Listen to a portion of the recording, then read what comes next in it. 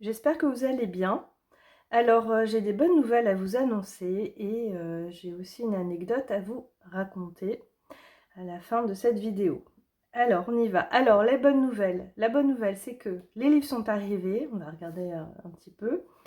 Les oracles aussi. Les pochons, on les a déjà. Et il nous manque que les plans. Voilà. Alors, les oracles, donc vous avez vu le prototype et puis il y a eu des ajustements pour que le dos se rapproche le plus possible du manoir. Évidemment, d'une impression à l'autre, vous n'avez pas exactement à la perfection, ça n'existe chez aucun imprimeur, même ceux en Chine, parce que tout le monde fait faire en Chine, hein. On est très très rare à faire encore en France. Mais même les Chinois, personne ne peut avoir exactement parfaitement la même tonalité. Donc effectivement, il y a une tonalité un peu différente, mais celle-ci, cette fois, est ajustée, elle est moins bleutée. Donc ça quand même, ça se mélange très très bien.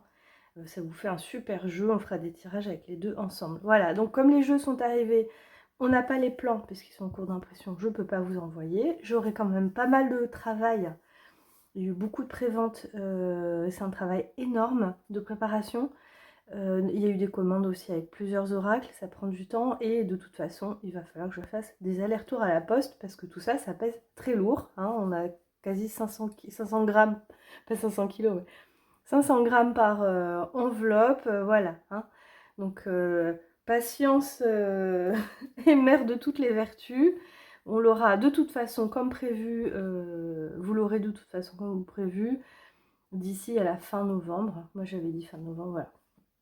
Moi, je vous fais pas des préventes 4 ans, 5 ans à l'avance. Là, je vous les ai ouvertes, quoi, il y a 2 mois, même pas. Je vous avais promis mi-novembre, fin novembre. Et vous les aurez même un peu avant. Si tout va bien, voilà. Quelques jours près, mais bon. Voilà, allez. Alors écoutez, je suis super contente parce qu'il a, il a voilà, réajusté aussi le contraste. Donc on a un plus joli contraste qui correspond mieux à mes fichiers originaux d'ailleurs, hein, l'imprimeur.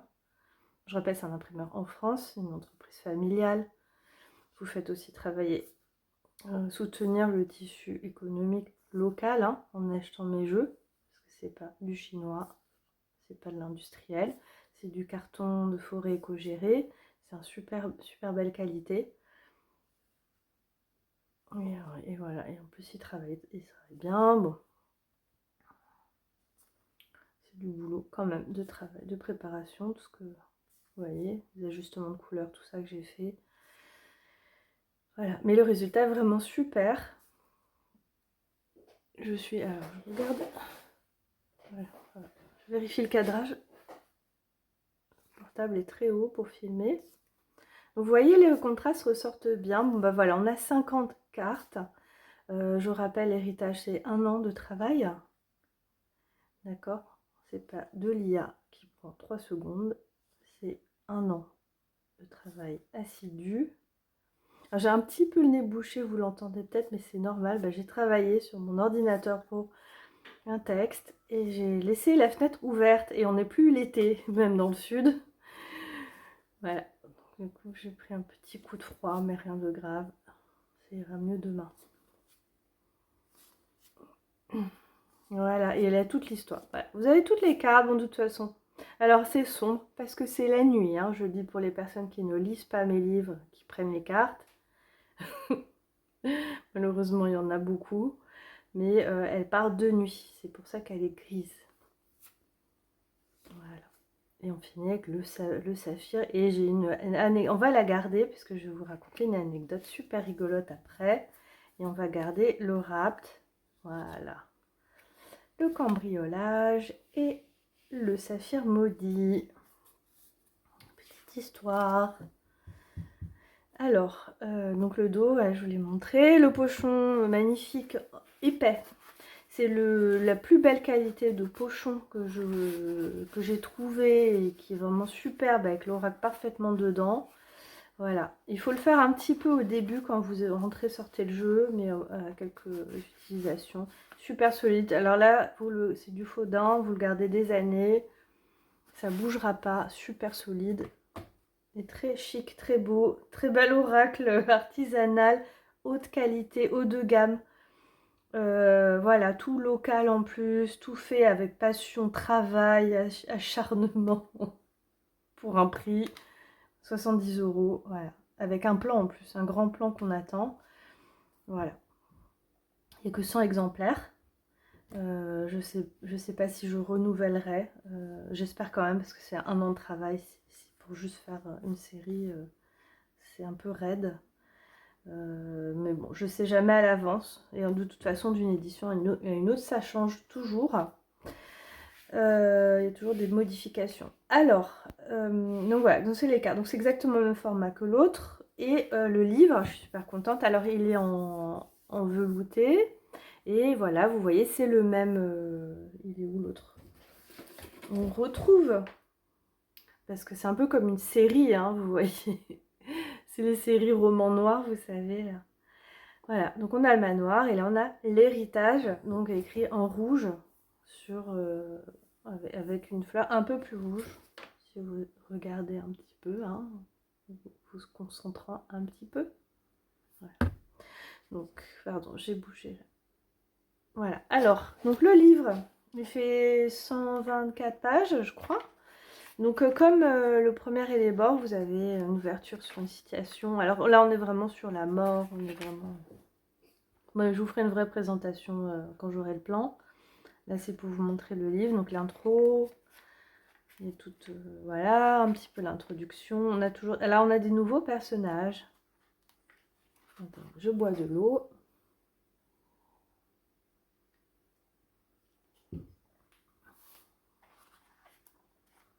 Voilà. Donc, du coup, on a aussi. Il a été mis à jour. Et vous découvrirez tout ça. Voilà. Et après, il y a les cartes. Et voilà. Et en fait, il y a les cartes. Comme ça, avec toujours des petites inclusions historiques. Alors, je fais des recherches. C'est pas un oracle comme les autres, Mano, hein, vous êtes au courant. Hein. Il fait des envieux, cet oracle. Voilà. Donc, Pazouzou. Et vous avez donc des petites histoires comme ça. Et puis après, vous voyez. Et après, donc, alors il y a une histoire qui se suit, mais je vous en avais déjà parlé. Et ensuite, à la fin, vous avez donc les tirages, la dague et tout. On finit sur le saphir, voilà. On finit sur l'Apocalypse. Vous avez le journal d'Anne-Marie Bette. C'est un personnage que j'ai créé et que j'aime beaucoup. Je l'aime en fait même encore mieux que la comtesse. Et j'espère que, en tout cas, elle vous plaira parce que c'est un personnage très intéressant. Donc il y a plein de poèmes. Voilà, bah, c'est des poèmes sur le deuil. On est quand même sur le thème du deuil avec l'héritage. Il ne faut pas oublier. On est quand même dans ces domaines-là. Donc forcément, on tourne beaucoup autour du deuil, de la mort. Qu'est-ce que ça signifie, le passage, etc. Il y a aussi évidemment des histoires de patrimoine, d'argent, d'investissement, tout ce qui peut toucher à l'héritage. Hein. C'est pas un oracle Mickey Mouse, hein, d'accord. Mais en même temps, on a ce côté léger, ce côté un peu. Vous aimez bien la famille Adams, alors c'est comme le premier manoir. Il est un peu plus sombre quand même. Il est quand même un peu plus sombre, mais toujours avec un point d'humour et de romantiser. Voilà, c'est quand même un univers à part. J'ai beaucoup aimé le créer, même si je l'ai fait de mon sang et de mes larmes, cet oracle, parce que il m'a beaucoup demandé de travail, d'extraire des choses très profondes. Vraiment, on touche au monde de la mort, hein, vraiment. Mais il y a un côté très hypnotisant, très beau, cristalliser ça, quoi. Il y a quelque chose dedans d'assez magique aussi, quoi. Aussi inquiétant que magique. Alors vous avez la chronologie ensuite pour vous aider parce que l'histoire suit un fil. Hein. Si vous êtes un petit peu perdu, ce que je pourrais comprendre, vous allez vous retrouver là. La liste des cartes. Voilà. Et il y a plein de tirages. Plein de tirages, et tirages, et tirages, et tirages. Encore. Et encore. Et encore. Après les citations. Voilà. Donc voilà, très contente. Alors c'est sur du papier ivoire. Voilà. C'est épais. Pareil, forêt éco-gérée, tout est éthique, écologique et local. Voilà, alors, la petite histoire, est-ce que je vais vous la garder? Oh, allez, je vous la raconte vite fait. Je bois un peu d'eau.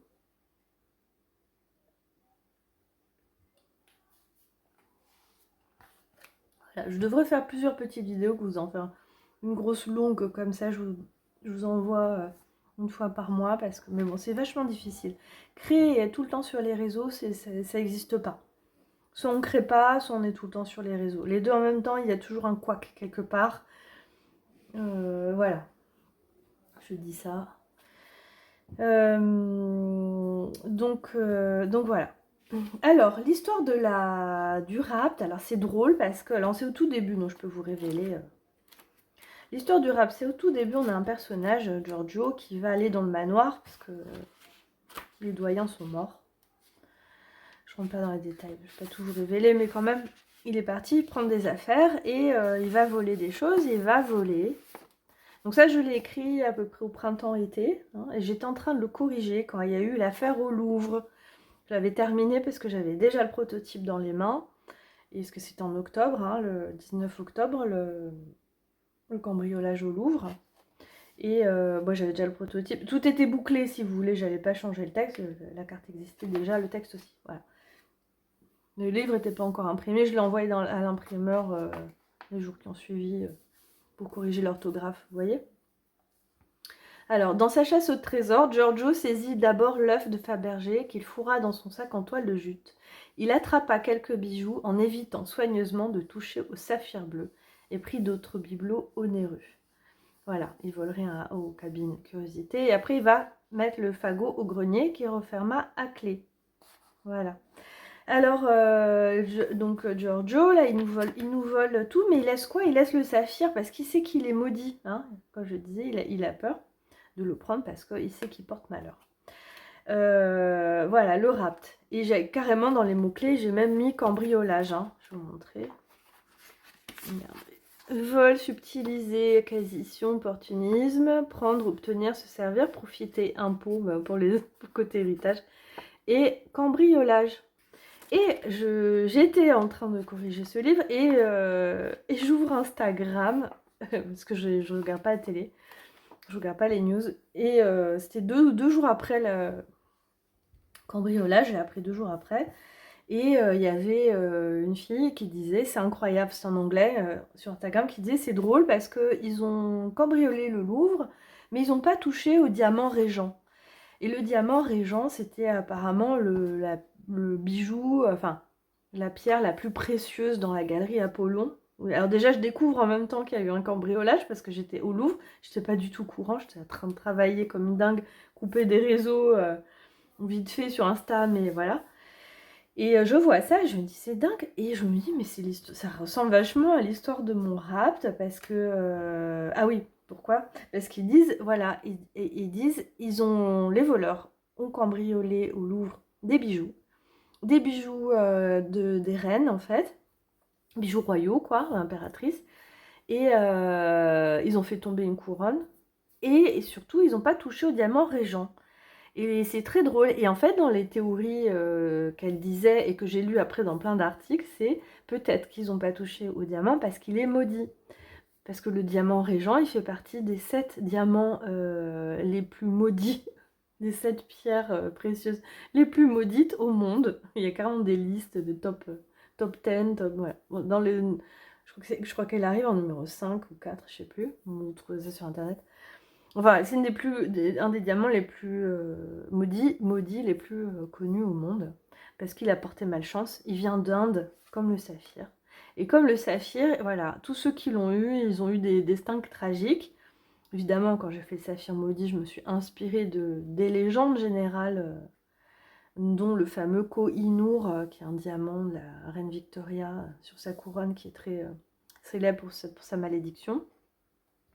Mais c'était drôle qu'il y ait eu un cambriolage, qu'ils aient tout pris, enfin ils aient pris des choses de valeur sans le diamant régent, parce que peut-être qu'il est maudit. Et c'est exactement l'histoire que j'avais écrite. Donc ça c'est la première, voilà, ça c'est la première partie, mais je trouvais ça drôle. Une autre anecdote marrante, c'est que le diamant régent, eh ben, il date de la même époque Tout ce qui était dans la galerie Apollon, c'était l'époque du manoir, hein. On est en pleine époque victorienne, l'Empire. On est en plein dans l'époque du manoir. Des bijoux, hein, la date des bijoux. Et notamment, le diamant régent a été taillé d'une certaine façon à la mode à l'époque, qui est la taille coussin. Et mon saphir bleu, que je me suis inspirée d'un vrai bijou d'époque, et il est aussi en taille coussin. C'est-à-dire que vous avez une taille rectangulaire avec certaines facettes pour mettre... Voilà, c'est une taille particulière. Donc, on a le régent que les cambrioleurs n'ont pas voulu le prendre parce qu'il est maudit. Et le saphir, c'est la même chose avec le valet. Et en plus, ils sont de la même époque et ils ont la même taille et la même forme, la même taille. Et si vous regardez sur internet, je mettrai des posts avec les deux photos comparées, c'est flagrant. On voit même l'espèce de tête d'alien dans le régent. Donc c'était marrant, ça c'était quand même vachement marrant, quoi. Voilà, petite anecdote. Après, bah, moi j'étais à l'atelier la semaine dernière, notamment, voilà, quand je finissais, enfin j'avais fini déjà, mais c'était après, j'ai découvert, je crois que j'étais à Nice, enfin bref, j'étais là-haut, et puis je m'intéresse un peu à cette histoire de couronne qui appartenait à Eugénie, l'impératrice Eugénie, et qui était tombée, je me suis dit, ouais, c'est marrant, parce qu'il n'y a pas d'histoire de couronne dans le... Mais ça m'a intriguée parce que j'ai fait des ponts avec d'autres histoires, notamment Alice au pays des merveilles, avec Moi, je ne veux pas rentrer dans les détails, mais je trouvais... il y a des drôles de choses. Il y a des drôles de choses. Et donc, du coup, je pense à cette histoire de couronne. Et puis, il y a une boîte à livres au village. Et j'amarrais dans la boîte à livres. Et je tombe sur quoi? Je tombe sur ce livre, Mourir pour la couronne. Alors, en fait, c'est Christian Jacques, c'est un nom d'emprunt. Mourir pour la couronne. Et c'est une histoire de quoi? De bijoux volés de la reine Elisabeth II. Je me suis dit, c'est dingue, je suis dans mes histoires de cambriolage, de bijoux, de Louvre, d'héritage, du manoir. Cambriolage du manoir, hein. Des gens qui rentrent, qui volent tout ce qu'il y a dedans. Et du coup, je me dis, tiens, c'est marrant. Et puis, je regarde. Et là je lisais cette partie-là. Attendez, parce que j'ai un peu avancé du coup. Enfin, si je le retrouve. Mais ça parle de quoi? Ça parle de la couronne qui tombait par terre dans l'atelier. Et à côté, la couronne Victoria. Et à côté, le diamant Koh-i-Noor. Qui reste par terre. Et que les voleurs... Oh, c'est des voleurs sont venus dans un atelier de joaillier qui réparait les bijoux. Ils l'ont tué, ils ont pris les bijoux, mais ils ont laissé des choses, notamment la couronne Victoria avec le fameux diamant Koh-i-Noor qui porte malheur et qui était par terre. Et l'enquêteur Higgins, alors ceux qui connaissent les dossiers de Scotland Yard, c'était connu à une époque, toute une série, une super série. Et pourquoi? Ils ont laissé le diamant parce que sûrement il est maudit. Voilà. Donc ça fait 3 fois, quoi. Ça fait 3 fois. Alors les gens, les voleurs veulent pas. Ils prennent des choses de moindre valeur. J'aurais dû le sauvegarder, je suis désolée. Parce que du coup, je sais plus où il est. Mais bon, enfin, c'était drôle. Peut-être je vous ferai des photos. Vous savez quoi? Je vous ferai la photo du passage et je vous la posterai. Parce que là, il est incroyable diamant qui avait été arraché, le fameux Koh-i-Noor. Donc, vous me direz en commentaire si vous trouvez ça quand même vachement drôle parce que... Ah voilà, regardez, il est là. Mais qui a tenté de s'emparer du Koh-i-Noor? Le Koh-i-Noor, c'est le diamant qui est sur la couronne de la reine Victoria, hein, qui est un des plus connus maudits. Et pourquoi le voleur a-t-il abandonné le diamant après avoir réussi à l'extraire donc de la couronne, qui est restée par terre aussi? Autre que peut-être a-t-il eu peur du maléfice. Voilà. Donc on termine sur des vols et ce qu'ils volent porte une malédiction. Parce que s'ils s'emparent du diamant ou du saphir ou de l'âme, le génie d'un lieu, c'est ça qui se passe. C'est voilà. Mais il y en a qui essayent de prendre les choses en se protégeant, mais ça marche pas. Ils ont attrapé les cambrioleurs du Louvre, ils ont attrapé les voleurs, mais il y a sûrement un commanditaire derrière. Donc ils sont en train de remonter l'enquête, évidemment, pour le retrouver. Voilà, bon, ça fait une très longue vidéo avec ma petite histoire de Louvre, de couronne et de reine. Voilà, et je vous dis à bientôt.